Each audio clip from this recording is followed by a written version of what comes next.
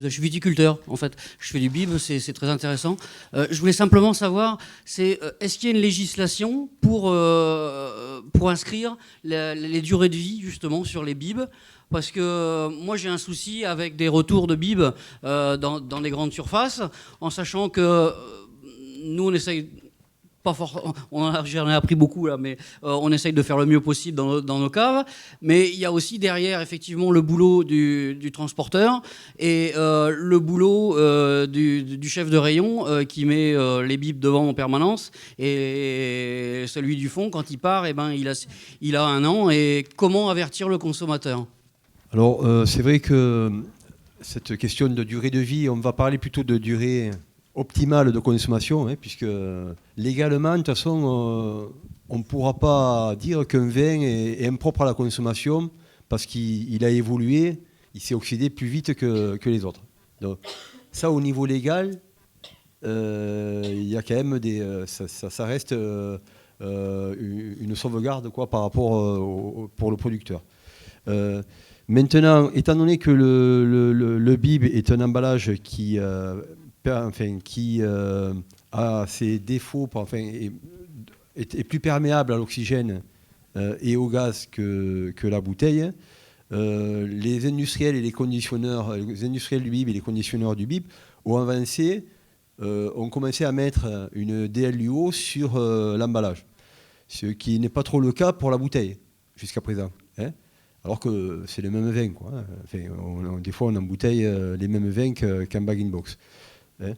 Mais il n'y a aucune légalité, c'est juste contractuel, si vous voulez, entre l'acheteur et le producteur. Voilà. Il y a deux choses, en fait, deux éléments qui pourraient compléter ce qu'a dit Jean-Claude. Alors, effectivement, au niveau réglementaire, il n'y a rien. Ce qui est sûr, c'est qu'en fait, on avait mené pendant 2 ans une étude auprès des distributeurs, des consommateurs et des caves sur justement la durée de vie des bag-in-box, etc., leur connaissance, leur définition. Voilà. Ce qui est sûr, c'est que déjà, selon à quelle étape on est du circuit, on n'a pas la même définition de la durée de vie. Et par contre, les consommateurs, ce qui nous avait fait remarquer, c'est que bien souvent, même eux, ils n'en savaient rien du tout. Alors des fois, ils le gardaient 6 mois à partir du moment où ils avaient ouvert le bib. Et alors ce qui peut aider, je pense, et souvent ils l'ont fait remarquer, c'est qu'ils n'en savent rien, ils ne vont pas non plus aller chercher dans des bouquins. C'est que des petits messages clés sur l'emballage du bag-in-box, ça peut aider aussi le consommateur. Après, souvent, ce qu'ils appréciaient, c'est, si vous pouvez, mais ça c'est pour la vente directe, conseiller les gens, attention, vous le gardez après ouverture quelques semaines, voilà, des choses comme ça. Mais sur l'emballage, je pense qu'il ne faut pas hésiter. C'est plus gros qu'une étiquette de bouteille. Il ne faut pas hésiter à mettre des bonnes pratiques.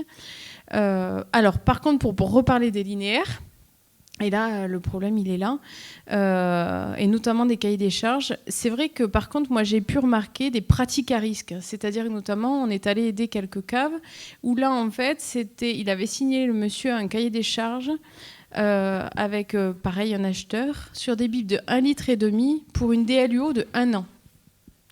Ça, c'est clairement c'est une pratique à risque qui est très, très dangereuse. Donc, en fait, alors après, c'est vrai qu'on est tenu par la trésorerie et tout, c'est facile à dire, de refuser. Mais ce qui est clair, c'est que quand on signe un cahier des charges avec des grandes distributions ou des acheteurs à l'export, il faut faire très, très attention à cette notion-là. Et effectivement, il y avait le numéro de la cave, mais par contre, c'était étiqueté DLU 1 an. Et donc, évidemment, il a eu des retours, etc.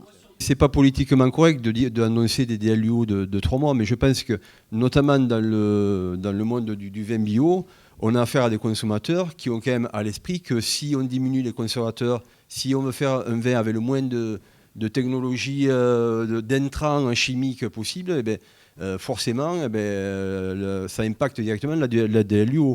Des gens qui font du vin nature, ils vont pas mettre, ils disent à consommer de préférence d'ici 3 mois. Donc vous avez dit 3 mois. Pour vous donner quand même des éléments de référence sur lesquels les professionnels sont d'accord, DLUO d'un vin en bib, sur lequel on a, je parle en traditionnel, c'est 9 mois. Ouais, mais voilà, 9 mois, c'est quand même la date, la durée limite sur le plan de la grande distribution et pour les grands metteurs en marché. Donc, moi, si je mets à la place d'un consommateur bio, je me dis qu'un vin bio, on peut avoir une tolérance de 3 mois de moins.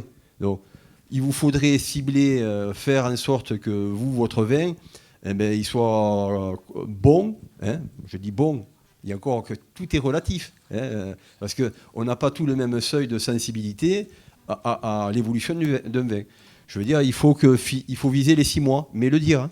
Et commencer également, je pense, c'est le discours qu'il faut avoir, c'est de dire, voilà, d'éduquer en fait le consommateur, de donner des éléments. Et le BIB, avec sa surface de communication, permet justement cette chose-là.